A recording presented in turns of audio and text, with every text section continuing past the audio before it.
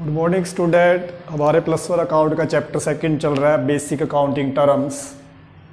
आज हम करते हैं कुछ बेसिक अकाउंटिंग टर्म्स। फर्स्ट है प्रॉफिट। प्रॉफिट को बोलते हैं हम लाभ। It is the excess of total revenue over total expenses of a business enterprises for an accounting period.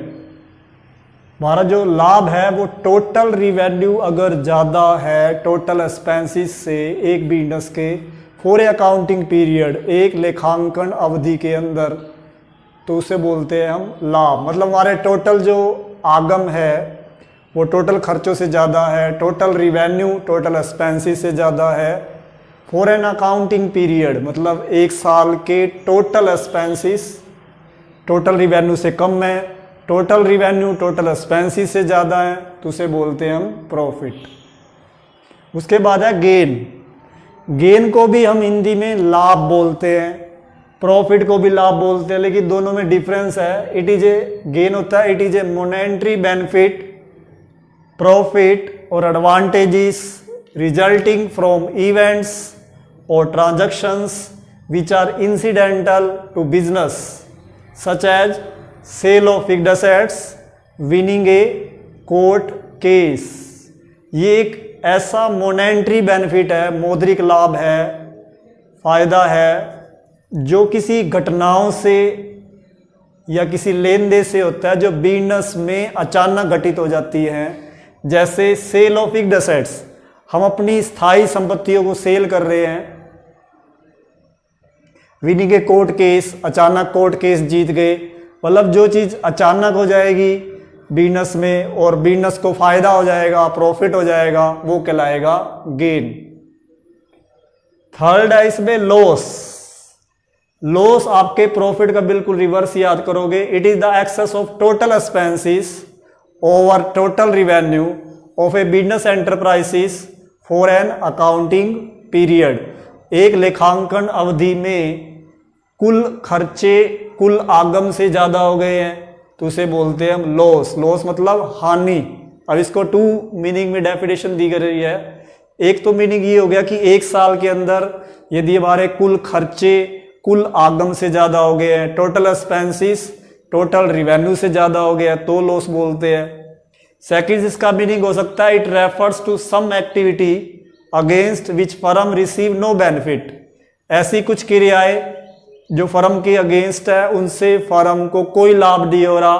For example loss due to fire, theft, accident. अचानक आग लग जाए, अचानक में चोरी हो जाए, अचानक एक्सीडेंट हो जाए, तो उस केस में फर्म को कोई बेनिफिट नहीं होने वाला, फर्म के विरुद्ध है ये, फर्म को लॉस होने वाला है, इसको बोलते हैं हम लॉस, हानि। इसके बाद है परचेज। क्या होता है? परचेज होता है खरीदना, क्रय करना।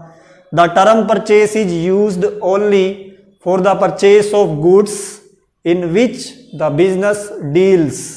यहाँ पे जो परचेस यूज किया गया है केवल गुड्स को परचेस करने से रिलेटेड है। इन विच बिजनेस डील, जिसमें व्यापार किया जाएगा, जिसमें बिजनेसमैन डील करेगा, लेन देन करेगा, वो उसका गुड्स कहलाएगा। केवल गुड्स परचेस किया जाएगा, कोई एसेट्स परचेस नहीं की जाएगी। जिसमें बिजनेसमैन डील्स करता है, परचेस करेगा, फिर उसको सेल करेगा, उसे बोलेंगे हम purchase. The term purchase includes both cash purchase and credit purchase of goods. जो ये परचेस टर्म है इसके अंदर दोनों शामिल किए जाएंगे, चाहे आप कैश परचेस करें, नकद में माल खरीदे, और क्रेडिट परचेस करें, चाहे उधार में माल खरीदे, दोनों ही शामिल किए जाएंगे। लेकिन इसमें गुड्स शामिल किया जाएगा। बस ये ध्यान रखना कि जिसमें बिजनेस डील करेगा वो उसका गुड्स कहलाएगा, और ओनली गुड्स शामिल किया जाएगा। और गुड्स नकद में भी खरीद सकते हैं, उधार में भी खरीद सकते हैं।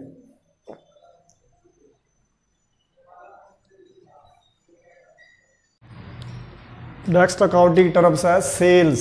सेल्स होता है विक्रय करना। Sales means transfer of ownership of goods or services to customers for a price। विक्रय का अर्थ ये हो गया कि एक कीमत के लिए जब हम अपने माल का, अपनी सेवा का ओनरशिप, स्वामित्व हस्तांतरण कर देते हैं किसी ग्राहक को तो उसे बोलते हैं विक्रय करना। The term sales include both cash and credit sale. जो ये टर्म सेल्स है, विक्रय है, इसके अंदर भी दोनों शामिल किए जाएंगे, नकद माल बेचना और उधार माल बेचना। तो इसमें ओनरशिप ट्रांसफर हो जाएगी। जैसे हमने एक्स को माल बेचा तो ओनरशिप एक्स के पास चली जाएगी हमारी तरफ से।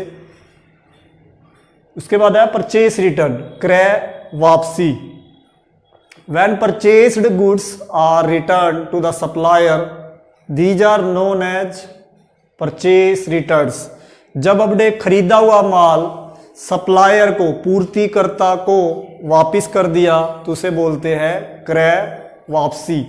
मतलब हमने माल खरीदा, उसमें कोई डिफेक्टेड माल हो गया या हमें पसंद नहीं आया, तो हमने जिससे माल परचेस किया था सप्लायर से, पूर्तिकर्ता से, उसको हमने माल वापस कर दिया तो उसको बोलते हैं परचेस रिटर्न। इसके बाद है सेल्स रिटर्न, विक्रय वापसी। Some customers return the goods sold to them. कुछ ग्राहक जिनको हमने माल बेचा था, माल को वापस कर देते हैं। These are termed as sales return, तो उसे बोलते हैं विक्रय वापसी। हमने कस्टमर को माल सेल किया, विक्रय किया, अब उसको पसंद नहीं आया तो उसने माल वापस कर दिया तो उसको बोलते हैं सेल्स रिटर्न, विक्रय वापसी। इसके बाद है स्टॉक, या इसको बोलते हैं stock in trade. The term stock includes the value of those goods which are purchased for reselling and which are laying unsold at the end of accounting period।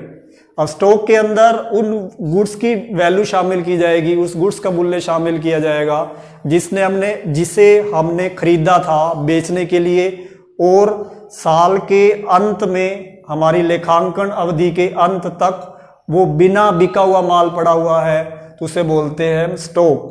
जैसे मान लो आपका काम फर्नीचर का है और फर्नीचर के रूप में चेयर्स हैं, बेड है, डाइनिंग टेबल है, वो आपके पास स्टॉक में पड़ा हुआ है, आपने खरीदा था और उसको अभी सेल करना है तो उसे बोलते हैं हम स्टॉक। स्टॉक किसी टाइप्स का भी हो सकता है जिसमें हम बिजनेस डील करते हैं।